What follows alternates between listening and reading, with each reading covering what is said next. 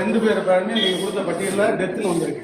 எதன் அடிப்படையில் நாங்க இறந்து போயிட்டோம், உயிரோட இருக்கவங்களை இறந்து போயிட்டு சொல்றதுக்கு உங்களுக்கு அதிகாரம் யார் கொடுத்தா, எந்த ஆவணத்தின் அடிப்படையில எங்களை இறந்து போனோம்னு அறிவிச்சிருக்கீங்க சொல்லுங்க. இப்படித்தான் இந்த எஸ்ஐஆர் நடக்குதா? அப்ப எங்களுக்கு வேட்பாளர் தெரிஞ்சுக்கிட்டு திட்டமிட்டு அதிகார வர்க்கத்தில் இருக்கின்ற அரசுகள் இதெல்லாம் நிக்குதா? எங்களுக்கு இது பதில் தெரிஞ்சாங்க. எங்களுக்கு இந்த நிலைமைனா கிராமத்தில் வர்ற பாமர மக்கள், படிக்காத மக்களுக்கு என்ன நிலைமை? ஆமா, வாங்கிதான் கையெழுத்து கொடுத்து அவங்களே கையெழுத்து கொடுத்துருக்காங்க. இன்னொரு படி அவங்க கொடுத்துருக்காங்க. இந்த ஆதாரம் இருக்கு, இந்த இருக்கு ஓட்டர் ஐடி. கடந்த முறை மாற்று பாராளுமன்ற தொகுதியில நாங்க அதே வீட்டுல தான் இருக்கோம். வேற வீட்டுல ஷிப்டிங் ஆகி போயிருந்தா கூட நீங்க ஷிப்டன் போட்டுதா கூட பரவாயில்ல. உயிரோட இருக்க எப்படி நீங்க செத்து போன்னு சொல்றது உங்களுக்கு யாரு உரிமை கொடுத்தா? செத்து போனவங்களுக்கு டெத் சர்டிபிகேட் வாங்குறதுக்கு 1000 அலைய ஒரு நீங்க உயிரோட இருக்க எப்படி வந்து செத்து போன அறிவிக்க முடியும்? உங்களுக்கு யாரும் அந்த அதிகாரம் கொடுத்தா? எதனை இப்படி எங்களுக்கு கொடுத்தீங்க அதை சொல்லுங்க. நான் செத்து போயிட்டேன்